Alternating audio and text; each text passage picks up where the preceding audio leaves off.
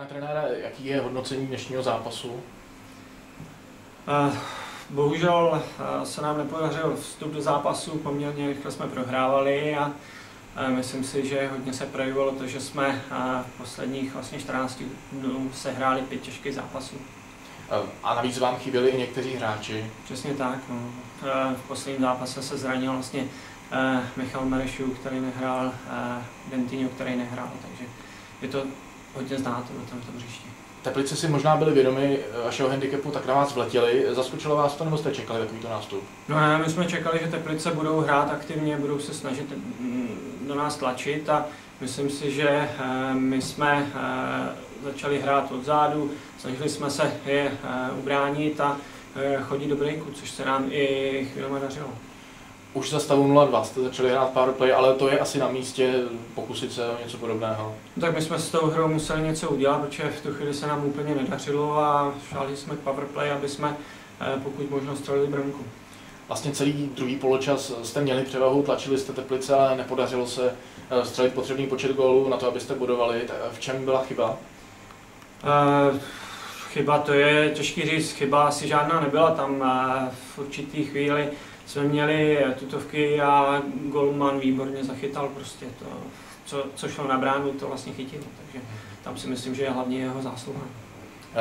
Co teďka teda, budete se asi dál soustředit na to hrát v lize a navíc ještě máte tedy pohár k tomu? No, nás vlastně teďka ve středu čeká pohár, v pátek další zápas doma, takže teď se musíme zregenerovat, připravit se na další zápasy a pokračovat dál.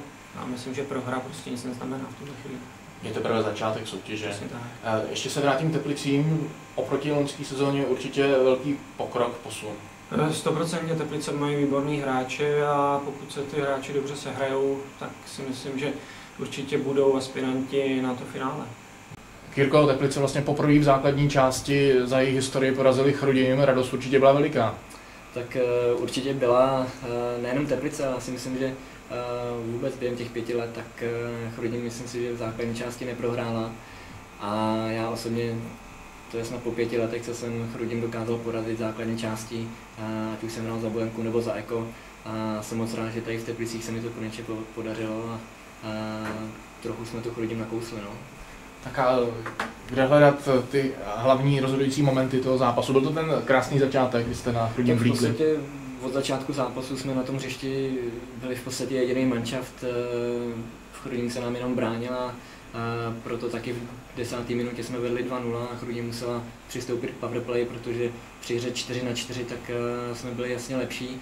A ty šance, co jsme si vytvořili, tak jsme proměnili. To bylo důležité, že nám to tam spadlo a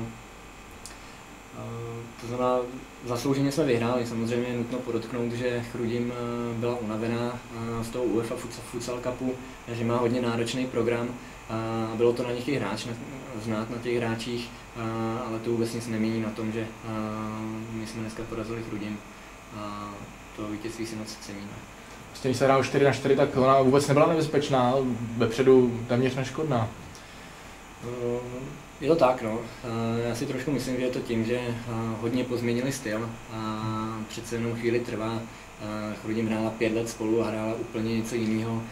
Najednou přišel Daniel a chce hrát jinačí styl, než na který Chrudim do té doby byla zvyklá. Já si myslím, že třeba časem můžou být třeba ještě silnější, než byli, ale samozřejmě bude to chvíli trvat, než si na to zvyknou, stejně tak, jako my si zvykáme na nový manšaft, protože v podstatě jsme ho vytvořili před sezónou. Každopádně v letošní sezóně Chrudim asi bude opět suverénní. Možná ne tím způsobem jako v minulých letech, ale je to horký kandidát na finále. To určitě, tak s tím se počítá od začátku sezóny, počítalo se s Benagem Stangem, my jsme zůstávali v pozadí a myslím si, že tenhle zápas ukázal, že žádný tým nás nemůže brát na lehkou váhu a do toho finále chceme taky. Vy jste se určitě na ten zápas výborně připravili, takže zásluha trenéra Bruna určitě v tom bude. Tak určitě, Bruno s náma pracuje v podstatě každý týden i trošku jinak. Snažíme se opravdu vždycky na ten pátek, aby jsme byli ve 100%, ať už psychický nebo té fyzické kondici. A myslím si, že se to dneska projevilo. Zmínil jsi tam tu psychickou složku. ta se zdá být v Baltikuře teďka úplně v pořádku, že i když je nějaký krizový moment, tak ho dokážete v pohodě překonat. Určitě jo, myslím si, že je to hlavně díky tomu, že všichni máme stejný cíl a to je vítězství. To znamená, i když tam třeba nějaký rozepře jsou, tak ve finále je to jenom kvůli tomu, že všichni chceme dosáhnout toho stejného cíle a zbytek už jsou potom maličkosti. Tím si pojede dál to svoje, nebo i to nějak zlomí? Já si myslím, že ne. Chrudím si odpočine, když teď má zase ve středu pohár, co jsem přišel, a v pátek zase zápas.